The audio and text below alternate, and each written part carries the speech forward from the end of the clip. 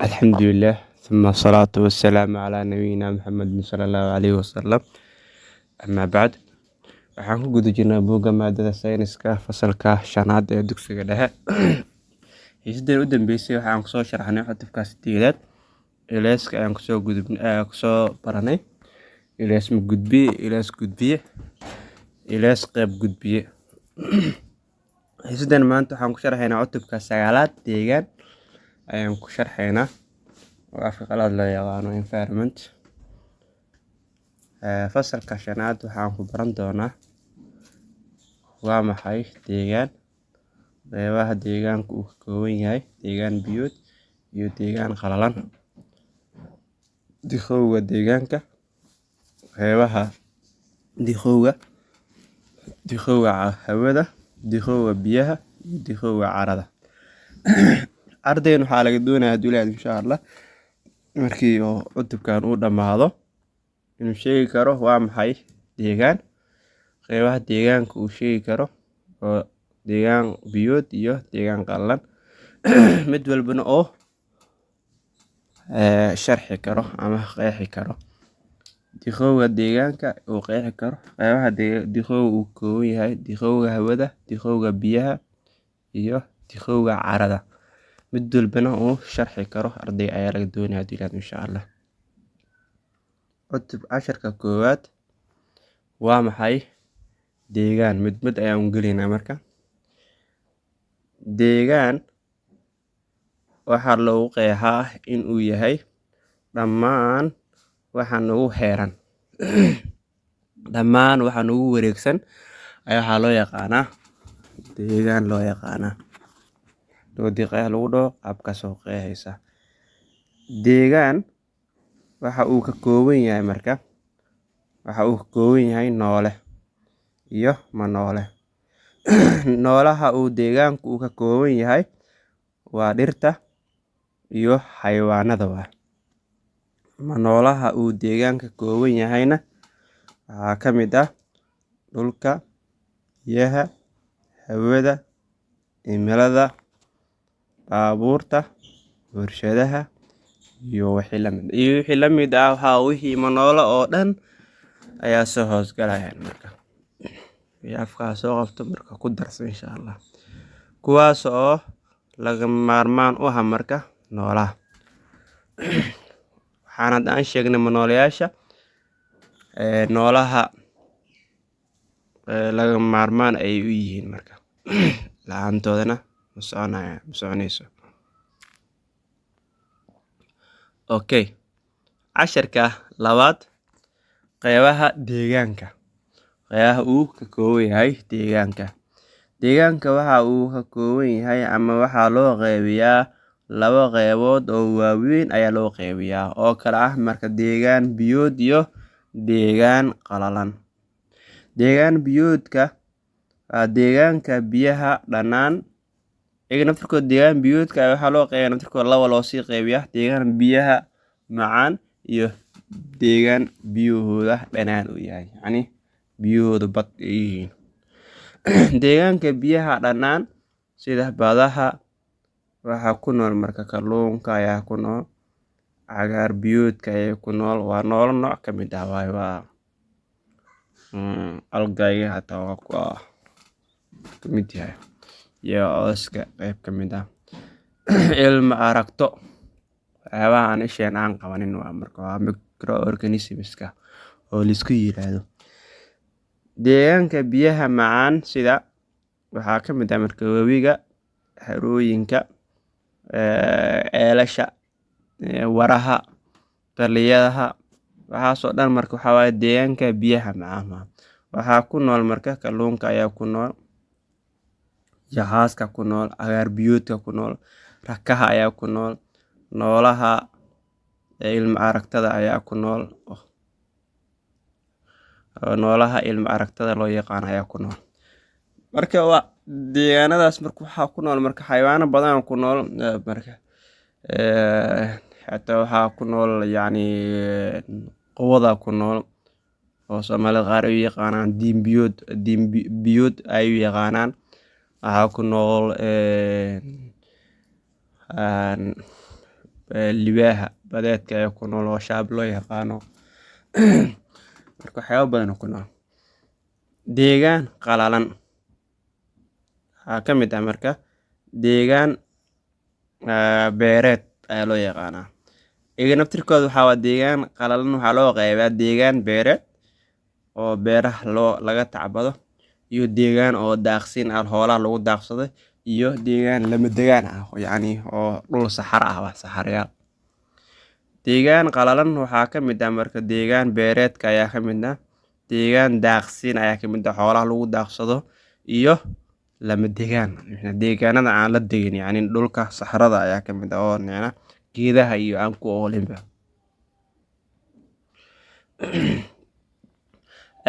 casharka saddexaad waxaan ku baranaynaa diqowga deegaanka. diqowga markaan dhehno waxaa waa mataataha oo deegaanka, yacni markii tusaale oo xoolahan ay dhintaan way mataatahaan macnaa way qurmaan yacni. diqowga deegaanka waa dhibaato weyn oo haysata aadanaha, dhirta iyo noolaha kale.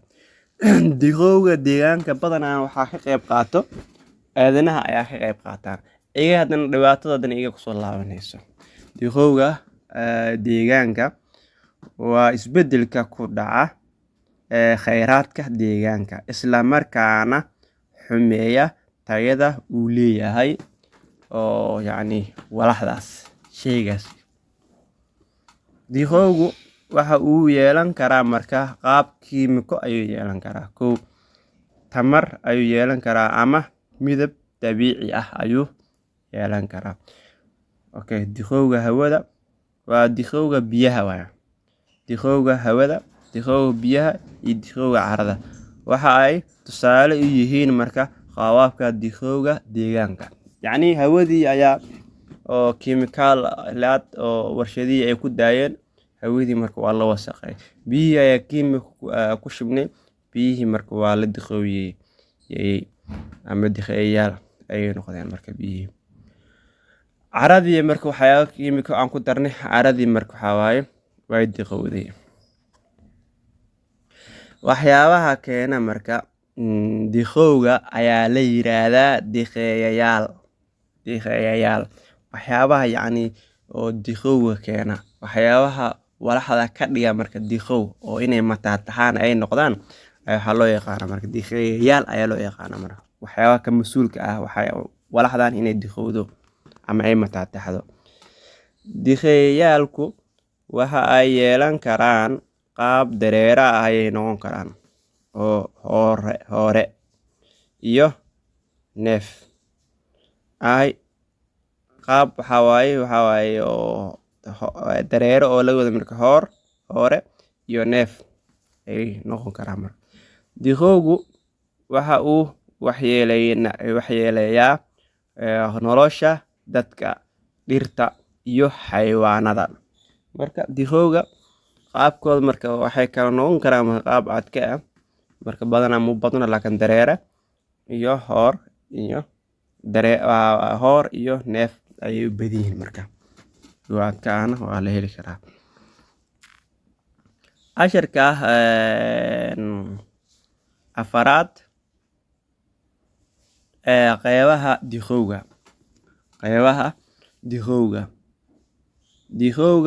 waxaa loo qeybiyaa marka dhowr qeybood ayaa loo qeybiyaa,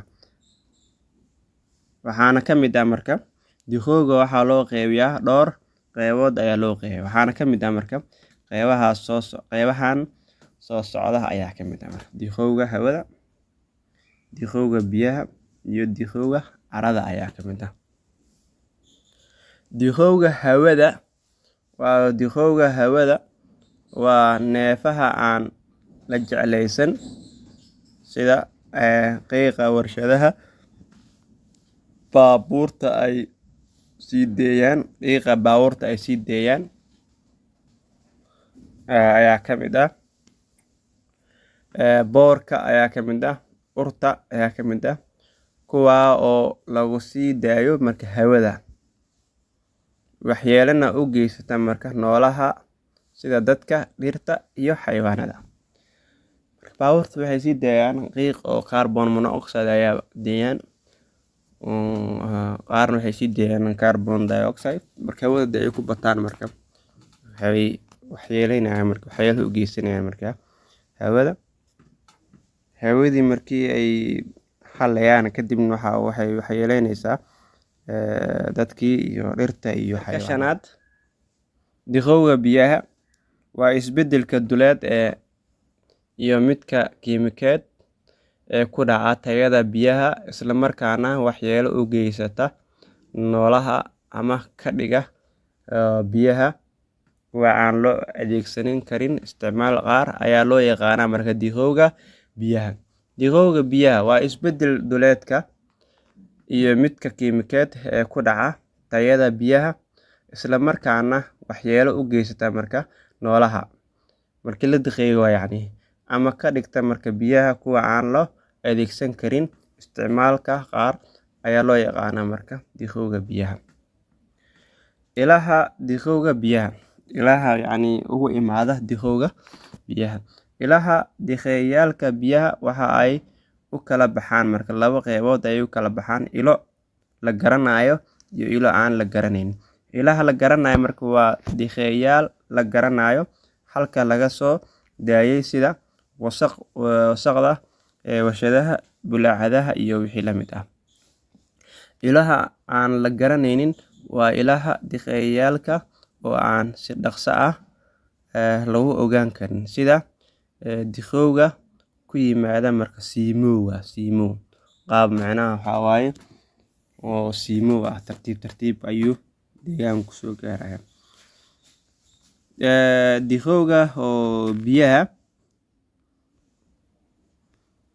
Diqowga biyaha waxaa sababi kara marka number 1 sunta warshadaha ayaa sababi kara.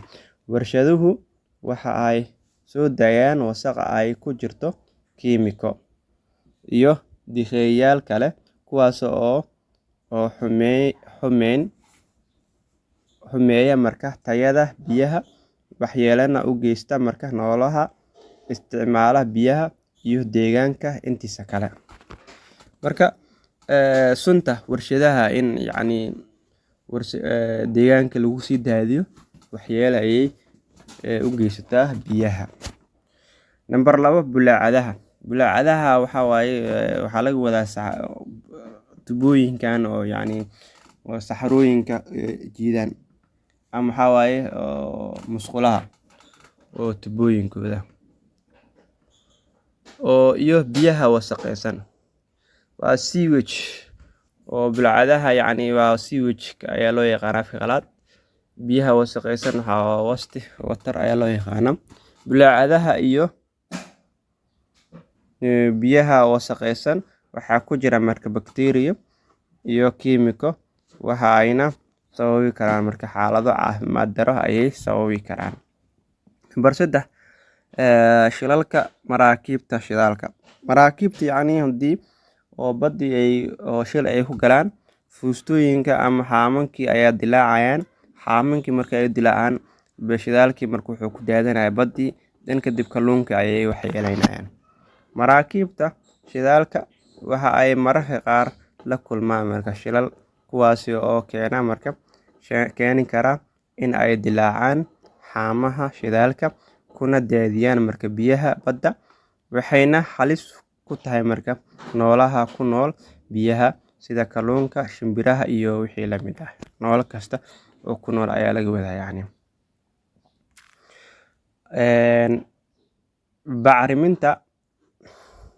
Bacrimiyeyaasha iyo cayayaan dilayaasha. Bacrimiyeyaasha oo kuwa beeraha loo adeegsado waa bacrimiyeyaal oo beeraha loogu talagalay in bacrimiyaan. iyo cayayaan dilayaal waa sun ama kiimikooyin cayayaan in lagu dilo, cayayaanada lagu dilaya. Kiimikada bacrimiyeyaasha iyo cayayaan dilayaasha waxa ay beeraleydu u adeegsadaan marka in ay ku kala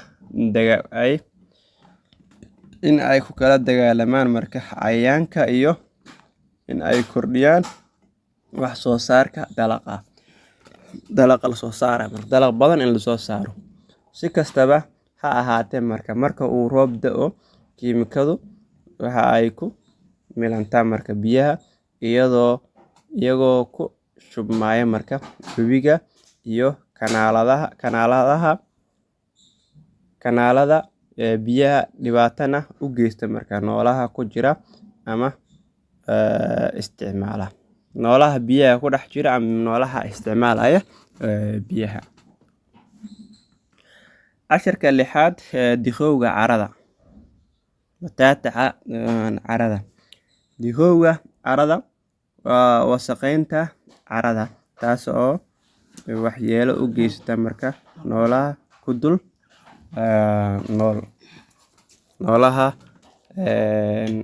nool marka biyaha carrada noolaha ku dul nool carrada. Mataatac markaan dhehno waxa waaye markii walaxdii qaabkeeda iska bedesho oo yacni butuq ay noqoto mataatax ayaa loo yaqaanaa marka ama waxa waaye diqow. Cambaha waa aragtaan markii tusaale oo caadi u yaayaan markii uu joogo wuu bololaya marka bololkaas waxaa loo yaqaanaa marka mataatax loo yaqaanaa marka. Waxyaabaha noolaha tusaale caadi marka ay dhintaan oo caadi ay yihiin ayaan markii ay joogaan way soo uraan urkaas marka maxaa waaye marka waa mataatax ay sameeyeen marka way bololeen. Waxyaabaha sababa diqowga carrada number 1 carro guur ayaa ka mid ah carrada inay waxa waaye ay guurto deegaan ka dhaqaaq deegaan kale ay tahay ku tagi kartaa marka daadad inay carrada ay qaadaan. Waa carrada in ay ka guurto meel kala tagto carro guur ayaa loo yaqaanaa marka. Carro guurka waxaa sababi kara marka carro guur oo dabiici ah iyo yacni waxay noqon kartaa marka carrada labo qaab ay u guuri kartaa marka waa carro guur oo dabiici ah sida daadad iyo dabeesha fatahaadaha. Nambarka 2 marka 3 waxaa howlaha aadanaha sida dhismaha in waxa dhirtii deegaanka laga jaro dan kadib waxa waaye carradii waxyaabaha celin lahaa sidaasi marka oo yacni kadibna waxa waaye sidaasi carradii ku guurtay dhow marka. Kan kale maxaa waaye daaqa xad dhaafka ah in xoolihii xad dhaaf geedihii ama cawskii loogu daajiyo iyo xaalufinta dhirta in dhirtii marka waxa waaye guud ahaan waxa waaye la xaalufiyo oo waxa waaye la jaro. Nambarka 2 waxa waaye xaraaga warshadaha. Xaraaga marka waxyaabaha wasaqda ah soo hara ayaa waxa loo yaqaanaa xaraaga warshaduhu waxa ay ka mid yihiin diqeeyaal ay ka mid yihiin oo deegaanka waxyeelada ba'an u geysta noolaha iyo tayada carrada. Xaraaga warshadaha waxaa tusaale ah marka warshadaha kiimikooyinka soo saara kuwa dawooyinka soo saara iyo kuwa dawooyinka soo saara ayaa ka mid ah marka kuwa waxyeeleeya marka oo deegaanka waxyeelana u geysta marka deegaanka iyo noolahaba.